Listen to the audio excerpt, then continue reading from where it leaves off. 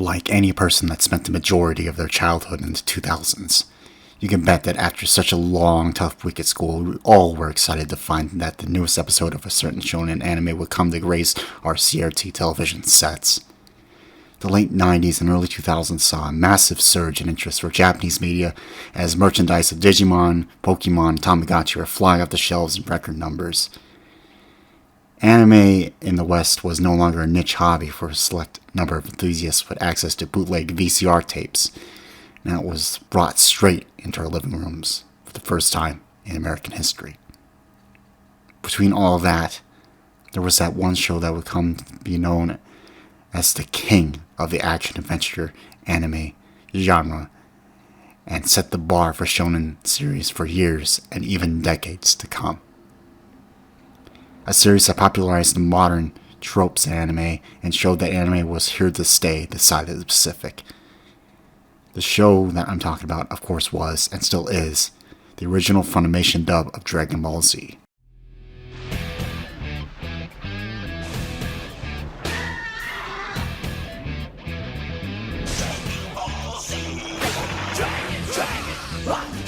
Dragon Ball Z. Dragon, rock dragon, come get Dragon Ball Z.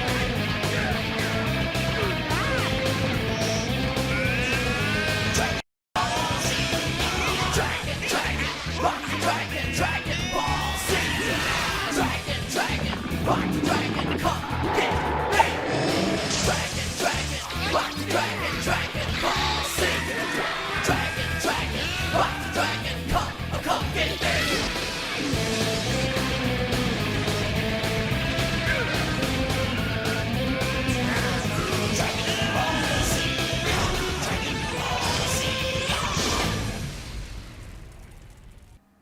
When I was still a kid growing up in the 2000s with the Game Boy Advance, the original Xbox, and dial-up internet, Dragon Ball Z was not only a show, but an all-pervasive phenomena that gripped our lives in a way no other Western show at the time could. Between Ed, Edd n Eddy and Courage the Cowardly Dog, we still found these shows fun to watch, but we never really felt personally attached to these shows. All the while, DBZ remained that one show that was always being talked about. An animated show with actual continuous story, memorable and distinctive characters, and an immersive world to it all that we all got lost in. I still fondly remember role-playing with my friend as we would mock fight, reenacting scenes, creating our own wild what-if scenarios, and yes, even trying to shout until we went Super Saiyan, not caring if the neighbors filed a report over a couple crazy kids screaming at each other. It was more than just a show to us. It was a means of expressing ourselves, of forming connections with like-minded fans, and having lasting memories of the times we had playing Versus Mode and Budokai Tenkaichi. As you may know, the question obviously presents itself. What exactly made this show so profound? What made it so impactful? What made it so special? Let's dissect the series in hopes of finding that answer, starting with the characters. I will be doing this in broad strokes, as I don't think I'm obsessive enough to dissect every saga individually, unlike certain people, but I think we should start with the most important aspect of any story, the characters. As I said before, the characters in Dragon Ball Z are as distinctive of the franchise as they are memorable. Our main protagonist, Goku, will fit first, but when the time calls for it, he knows when to get serious, and has proven himself time and time again that he is more than competent martial artist, fighter, and deserving of being the de facto leader of the Z Warriors.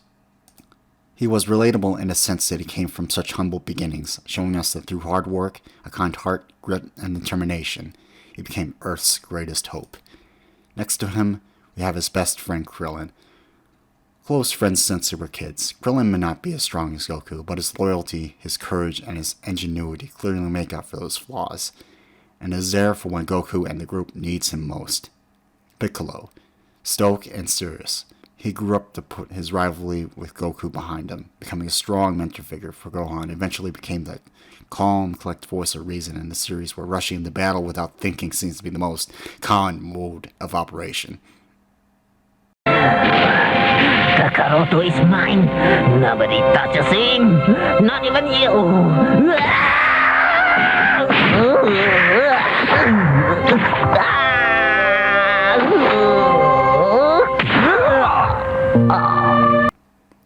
Gohan himself had to have the most real development of all the characters in Dragon Ball Z, only being nearly beaten out by future Trunks.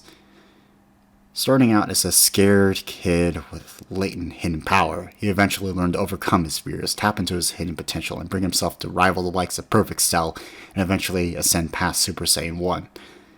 Gohan was originally supposed to take over from Goku after the Cell Saga, and I can understand why. He in that moment ascended past Goku. He was ready to take out the mantle, and it's a shame he was sidelined later on. But how can I possibly forget my most favorite character of the whole show? Future Trunks.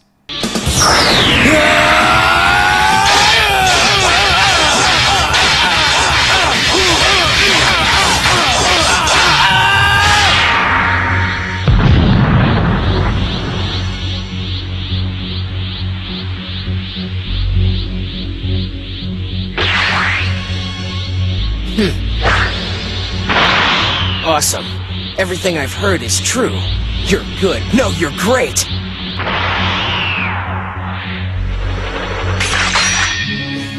Man, those same moves turned Frieza into cold cuts. Yeah, well, your heart just wasn't in it this. Future Trunks had to have the most heartfelt and tragic backstory of all the Z fighters.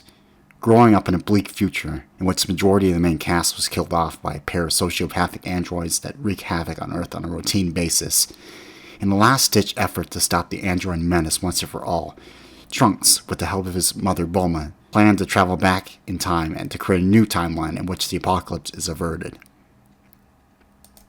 Although it does make more sense than he merely traveled to a different universe as to prevent a predestination paradox, I can't help but feel the pang of dread as to how on earth he is going to face off against Majin Buu in his own timeline. Beyond that tangent, Trunks was even considered the personal favorite of soundtrack legend himself, Bruce Falconer. He is the half-Saiyan who lost everything, and when things were at their worst, he never gave up, fighting for what is right. A man who, through all the hardship he went through, merely motivated him to become stronger because of it, and to stop the same mistakes from ever happening again. All while being wrapped up in a neat bow of too cool for school machismo. And Trunks would have never been possible without his father, Vegeta. Vegeta started as an imposing antagonist in the Saiyan saga, almost being able to kill Goku outright before being completely unprepared for Gohan's Ozaru transformation. He was brutal, ruthless, and above all, willing to blow up an entire planet if it meant salvaging his bruised ego. Krillin was more than willing to finish the job, but the Prince of All Saiyans was spared at the last second, ironically enough, by Goku's own pride and selfishness, according to the original dub. Over time, his animosity grew into a temporary truce, and eventually settled down to become a family man, albeit his rivalry with Goku still remained. He was prideful, arrogant, but tenacious, brave, dedicated, and overall conflicted personality that shows that even the most despicable of people can and will be redeemed if given the chance.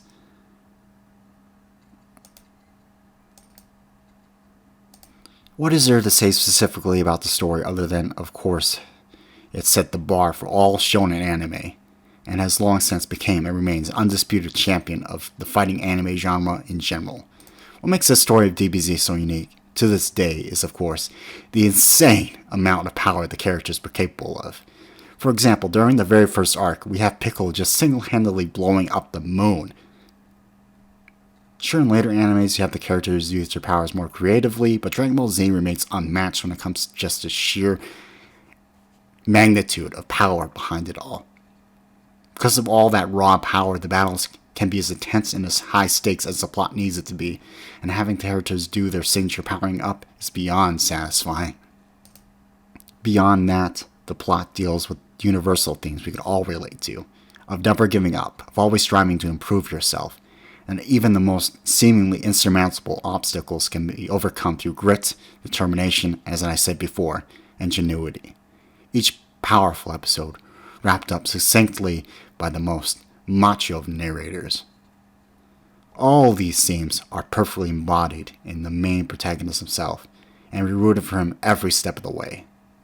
We see Goku overcome many challenges in the course of the series. We saw him sacrifice himself to defeat Raditz and Nappa, barely winning against Vegeta, with the help of his friends. When he made it to Namek after the gravity training, however, is when the series really started to show off.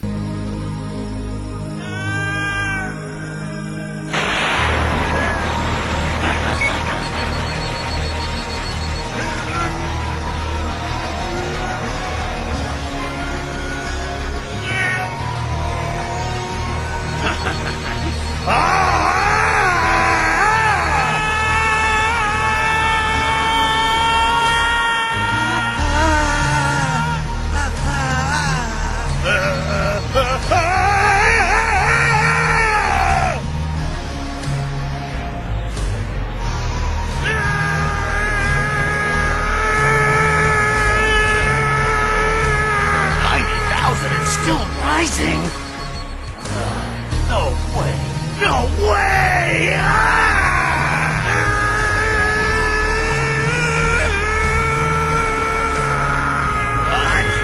What? 100,000? Ay, ay, ay! I didn't count on this! This is insane! 110,000?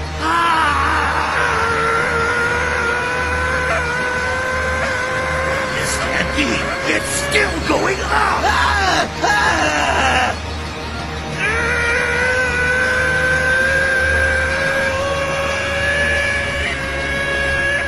Hey! Stop! Cut it out! This just isn't my game!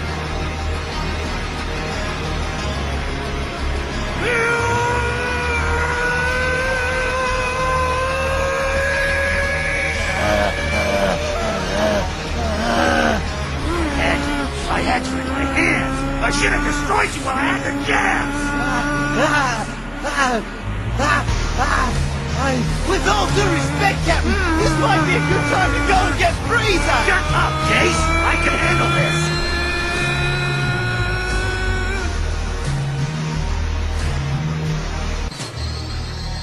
Man, oh man! Now I see what Banter and I were really up against. We didn't have a clue! Fighting power 117,000! Oh no! That's only 3,000 away from Captain Genyu's maximum!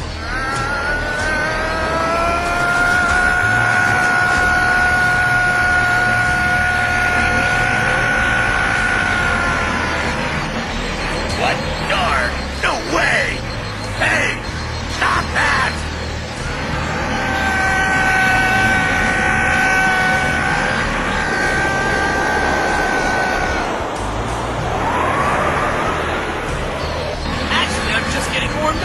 A wise guy, huh? Well, what made Namek Saga so particular and so impactful for the series overall was that one pivotal scene that still sends shivers down every fan's spine. One that took everyone watching it for the first time completely off guard, even after many episodes worth of foreshadowing. The scene stood out as one of the most foundational moments shown in history, a transformation brought on by the collective grief and rage of losing his closest friend, for all he knew at that time could not be wished back.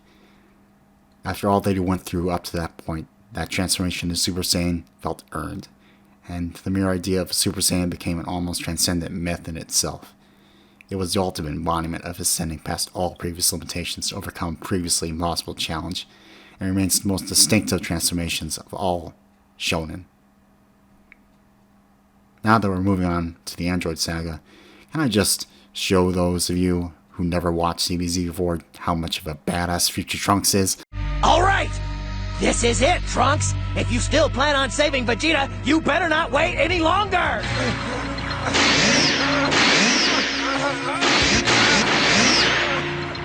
Huh? What?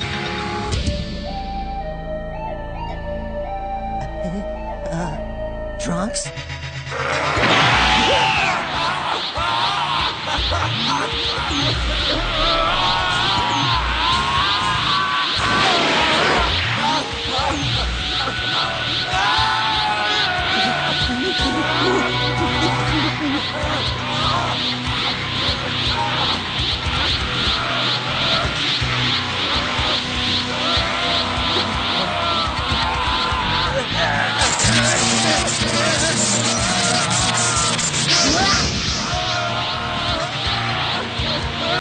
To summarize, the series is chock full of incredible moments like this that would definitely make you want to watch next week's episode back in our elementary school days. Just how it developed the characters, how it went out of its way to have a continuous, cohesive story, how it pulled out all the stops when it came to raw action and drama, a story we could actually get invested in beyond cheap gags, fart jokes, and slapstick. It was all unmatched by anything that we had in the West, save for Samurai Jack, and that was made by a Russian dude. All this wouldn't have come together so neatly if it wasn't for, of course, the original Bruce Falconer soundtrack. What is any show without its soundtrack? And compared to the more light and cheesy orchestral soundtrack of the original Japanese dub, Bruce Falconer's music helped give the American release a much more serious and gritty tone, with it being able to better emphasize dramatic tension, the intensity of the fights, and provide greater emotional weight than the original soundtrack ever could. The soundtrack could be fast and ferocious, such as Piccolo's fight with Android 17, or it could be slow, somber, and sentimental, such as when Vegeta made his noble and redeeming sacrifice for his loved ones. Each track served to highlight each moment with a certain impact and power that leaves a person breathless. Each track fits the scene perfectly, and there are some which we fondly remember to this day. I don't think DBZ would have been as impactful if it wasn't for Bruce Falconer's amazing work on the music, and it's a shame to see he hasn't really gone on to do any other soundtracks for any other TV show. Mostly doing soundtracks for stage musicals, because he definitely deserves to be put back on the sound design booth to be making new music for another hit TV show. In conclusion, this show has left its distinct mark on the hearts of anyone who enjoys nature-crafted Japanese animation. The story was powerful, the characters memorable, most of all, the franchise fueled our imaginations that Western shows at the time just couldn't. You didn't see people wanting to be Courage the Cowardly Dog or Ed and Nettie, but a great many of us wish we were Goku, or Vegeta, or Trunks, and shows just how we were truly able to attach ourselves to these characters. We all wanted to ascend past our limits, to never give up, to achieve greatness. We all wanted to be Super Saiyans. And Matthew, my friend, if you are watching this video, I just want to thank you for all the great times we have had, and how DBZ brought us together as best friends. I hope we can meet again someday. However fitting that sounds. Just to show each other how much we have grown since then. And I really want to ask you what you think of Dragon Ball Super, because that's a whole other can of worms. Anyways, I hope you enjoyed my love letter to the show, and it will forever have a space in my heart. Stay safe.